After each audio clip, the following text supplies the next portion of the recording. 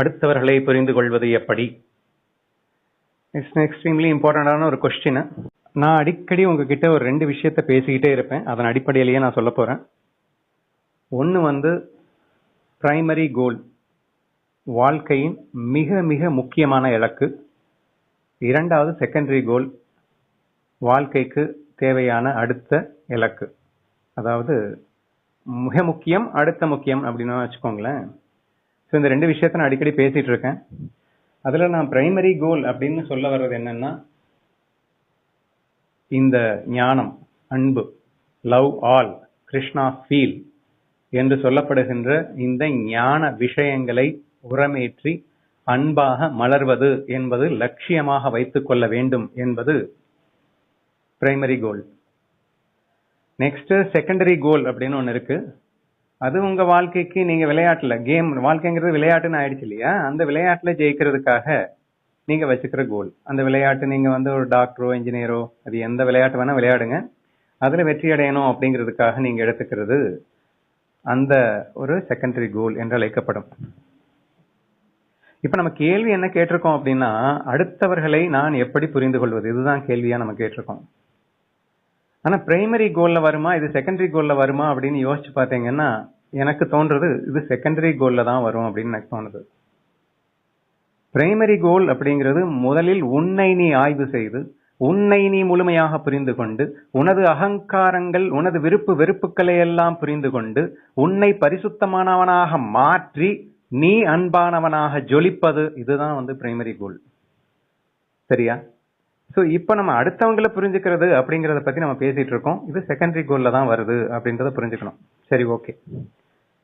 இப்ப கேள்வி செகண்டரி கோலுக்காக தான் இருந்தாலும் கூட, நீங்க எல்லாருமே சொல்லிட்டீங்க, கேம் ஃபீல்ட்ல இருந்தாதான் கரெக்டா வரும், அகங்காரம் இல்லாம இருந்து புரிஞ்சுக்க இருந்தாதான் கரெக்டா வரும். எல்லாம் நீங்க என்ன சொல்றீங்க கடைசியில? பிரைமரி கோலை மையமா வச்சுதான் நீங்களே ஆன்சர் சொல்றீங்க செகண்டரி கோலுக்கு. அப்ப பிரைமரி கோல் நான் ஏன் பேரே வச்சிருக்கேன்னா, அது இல்லாம நீ எதையும் சாதிக்கவே முடியாது. இது முதல் கடமை. உனக்கு முதல்ல இதை வச்சுக்கிட்டு அதுக்கப்புறம் நீ என்ன வேணா சாதிக்க முயற்சி பண்ண. முதலாவதாக நீ சாதிக்க வேண்டியது இதுதான் அப்படின்னு நம்ம சொல்றோம். பெர்சனாலிட்டி டெவலப்மெண்ட் கோர்சஸ், கிளாஸஸ் அப்படின்னு சொல்லிட்டு இன்னைக்கு ரொம்ப பாப்புலரா போயிட்டு இருக்கு. அதுல பாத்தீங்கன்னா அவங்களுக்கு நிறைய விஷயங்கள் கத்துக் கொடுக்குறாங்க. கம்யூனிகேஷன் ஸ்கில்ஸ், எப்படி மனசுக்குள்ள நினைக்கிறத தெளிவா வெளிப்படுத்துறது. அப்புறம் டிசிஷன் மேக்கிங் ஸ்கில்ஸ் அப்படின்னு சொல்லுவாங்க. டிசிஷன் மேக்கிங்னா ஒரு விஷயத்துல இதுவா அதுவா அப்படின்னு ஒரு இக்கட்டான சூழல்ல வந்துட்டேன்னா உன்னுடைய வாழ்க்கைக்கு சரியான முடிவை எப்படி எடுப்பாய் கத்துக் கொடுக்குறாங்க. இப்படி ப்ராப்ளம் சால்விங் ஸ்கில்ஸ் அப்படி நிறைய விஷயங்கள் கத்துக் கொடுக்கும்போது அதுல ஒரு முக்கியமான ஸ்கில் என்ன அப்படின்னு கேட்டீங்கன்னா, எம்பத்தி அப்படின்னு இங்கிலீஷ்ல வரும். சரியா? சிம்பத்தி கிடையாது, எம்பத்தி. எம்பத்தி அப்படின்னாலே அடுத்தவர்களை எப்படி புரிந்து கொள்வது அப்படிங்கிறது ஒன் ஆஃப் தி சாஃப்ட் ஸ்கில்ஸ்ல, பர்சனாலிட்டி டெவலப்மெண்ட்ஸ்ல சொல்லி கொடுக்குறாங்க. அப்ப என்ன சொல்லி கொடுக்குறாங்கன்னா, ஒரு நோஹவ் அப்படின்னா ஒரு நாலேஜ். எந்த ஒரு விஷயத்தை நீ புரிஞ்சுக்கணும் அப்படின்னாலும் அதுக்குன்னு ஒரு நாலேஜ் இருக்கு. ஆட்டுக்குட்டியை புரிஞ்சுக்கணுமா, அதுக்கு ஒரு நாலேஜ் வேணும். பாம்பை புரிஞ்சுக்கணுமா, அதுக்கு ஒரு நாலேஜ் இருக்கு. அந்த பாம்பாட்டிக்கிட்ட போய் நீ இதை கத்துக்கணும். நீ எதை புரிஞ்சுக்கணும்னாலும் அதுக்குண்டான எக்ஸ்பர்ட் கிட்ட போயிட்டு அந்த நாலேஜ கத்துக்கிட்டாதான் புரிஞ்சுக்க முடியும் அப்படின்றத நீங்க தெரிஞ்சுக்கணும். சரியா?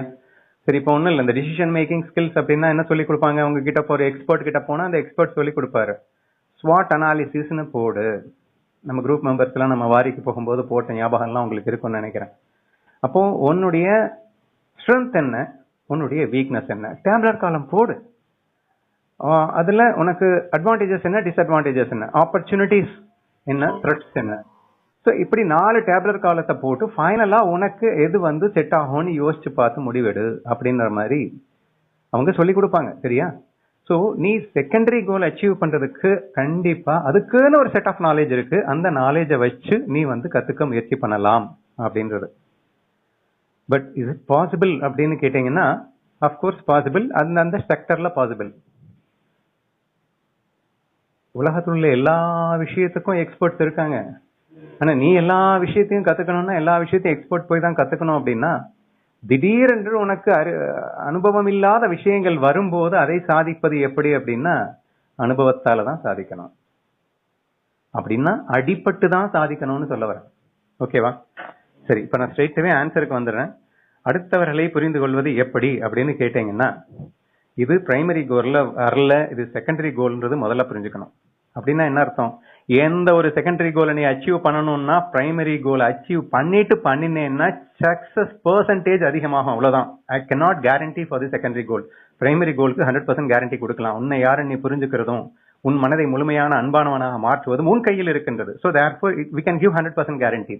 பட் செகண்டரி கோல், எந்த ஒரு செகண்டரி கோலா இருந்தாலும் சரி, நீ டாக்டர் ஆகணும், இன்ஜினியர் ஆகணும், பணக்காரன் ஆகணும், நடிகன் ஆகணும், ஓகே, நீ என்ன வேணா கனவு வச்சுக்கோ, அதுக்குண்டான நாலேஜ் எடுத்துக்கோ, அந்த நாலேஜ் பேஸ் பண்ணி நீ ஒர்க் பண்ணு. பட் சக்சஸ் ஆயிடுவியா ஃபெயிலூர் ஆயிடுவியா கண்டிப்பா உன் கையில கிடையாது. அது இன்யூமரபிள் ஃபேக்டர்ஸ் இருக்கு அப்படின்னு கண்ணன் சொல்லிட்டா அது கண்ணன் கையில இருக்கு. சரியா? அதுக்காக நீ உழைக்கலாம், அவ்வளவுதான்.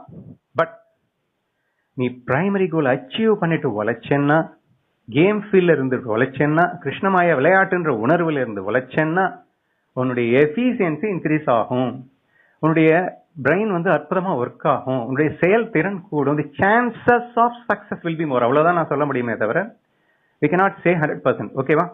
chances of success is more அப்படிங்கறத புரிஞ்சுக்கோங்க. so therefore பிரைமரி கோலின் மகத்துவத்தை புரிந்து கொள்ளுங்கள். நீங்கள் எந்த ஒரு விஷயத்தை, லௌகீக வெற்றியை நீங்கள் அடைய வேண்டும் என்றாலும் கூட ஆன்மீக வெற்றிக்கு பின்னர் தான் அந்த லௌகீக வெற்றி உங்களுக்கு சுலபமாக கிடைக்குமே தவிர ஆன்மீக வெற்றி இன்றி உங்களால லௌகீக வெற்றியை கூட அனுபவிக்க முடியாது என்பதை முதல்ல தெரிஞ்சுக்கணும். ஓகேவா? சரி, இப்ப நெக்ஸ்ட் அப்படியே வந்துடுறேன். சரிப்பா, போதும், நீ சொன்னதெல்லாம் போதும், அடுத்து செகண்டரி கோல் தானே கேள்வியை கேட்டிருக்க, அதுக்கு உண்டான பதில சொல்லு அப்படின்னு கேட்டீங்கன்னா, அடுத்தவர்களை புரிந்து கொள்வது எப்படி அப்படின்னா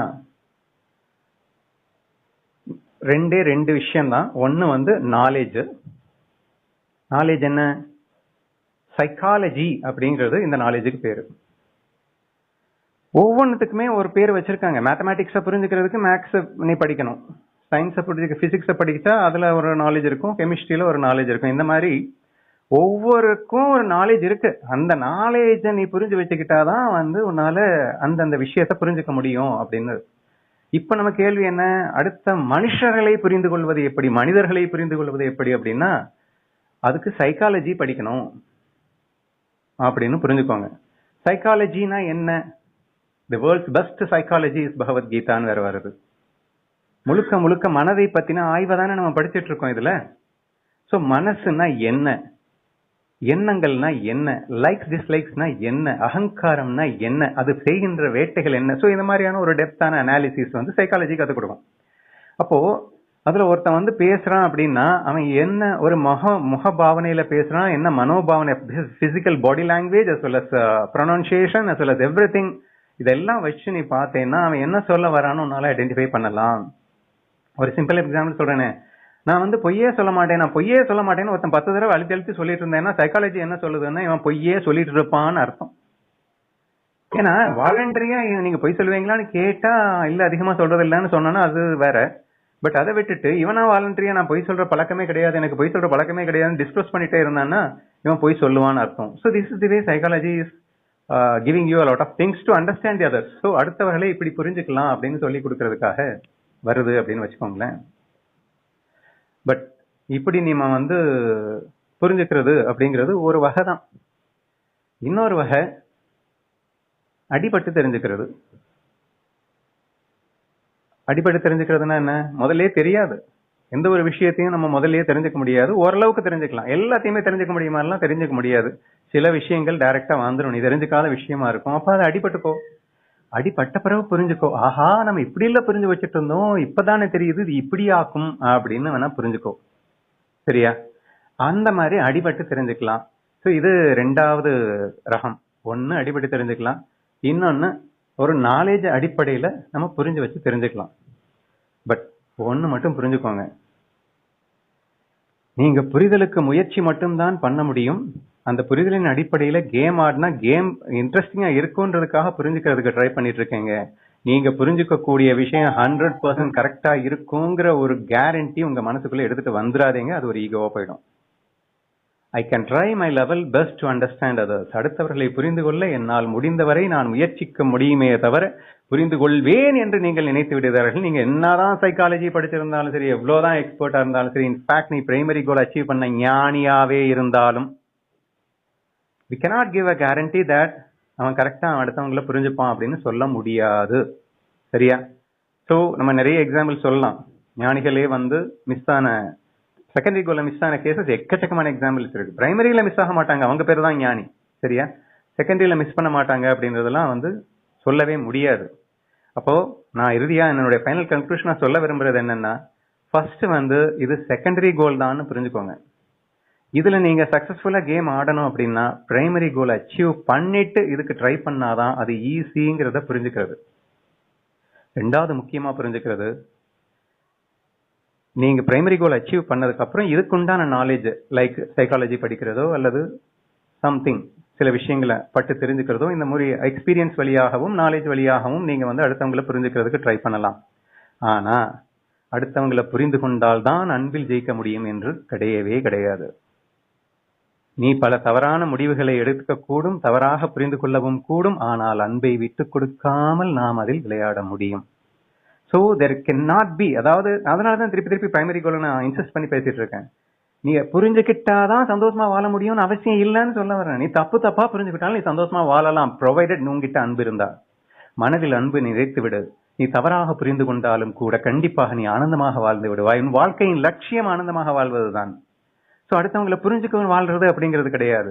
நீயும் சந்தோஷமா இருக்கணும், அடுத்தவங்களையும் சந்தோஷமா வச்சுக்கணும். அதுக்கு தேவை அன்பு மட்டும்தானே தவிர, புரிதல் உனக்கு அன்பை கொடுத்தால் மிகவும் நல்லது, புரிந்து கொள். ஆனால் அன்பு அதைவிட முக்கியம். புரிந்து கொள்ளவில்லை என்றாலும் அன்பை விட்டு விடாதே. So this is what I am coming to say. ஏன்னா most of the peopleக்கு ஒரு தவறான அண்டர்ஸ்டாண்டிங் இருக்கு. புரிஞ்சுக்கிட்டாதான் அன்பை காட்ட முடியும், புரிஞ்சுக்கிட்டாதான் அன்பை காட்ட முடியும். That is not at all true. அதை நல்லா புரிஞ்சுக்கோங்க. நீங்க புரிஞ்சுக்கணும்னு அவசியமே கிடையாது. புரிஞ்சுக்காமலேயும் கூட நாம் நன்றாக அன்பை காட்ட முடியும். ஏன்னா most of the negative characters அப்படின்னு நீங்க புரிஞ்சுக்கிட்டீங்கன்னு வச்சுக்கோங்க. அப்ப அன்பை காட்டுறதுக்கு என்ன தேவைப்படுது உங்களுக்கு? அவன் வில்லன், அவன் மோசக்காரன், அவன் ஏமாத்துவான், ஏமாத்த பேர் வழி நல்லா புரிஞ்சிருச்சு. இப்போ புரிஞ்சதுக்கு அப்புறம் அன்பு வந்துடுமான்னா எகெயின் நீங்க தான் லவ் டெவலப் பண்ணணும். ஓ அந்தோ பரிதாபம் நான் அப்படித்தான் என்று நான் புரிந்து கொண்ட பிறகு நீ லவ் தான் நீயா தானே டெவலப் பண்ணணும். அண்டர்ஸ்டாண்டிங் வந்த உடனே லவ் வந்துடாதே. பட் லவ் வந்துருச்சு அப்படின்னா அண்டர்ஸ்டாண்டிங் வரும். அண்டர்ஸ்டாண்டிங் வந்த லவ் வரும்னு கேரண்டி கிடையாது என்ற ஒரு விஷயத்தையும் புரிந்து கொண்டு பிரைமரி கோலுக்கு அதிக முக்கியத்துவம் தர வேண்டும் என்று சொல்லி நான் என்னுடைய ஆன்சரை முடிச்சுக்கிறேன்.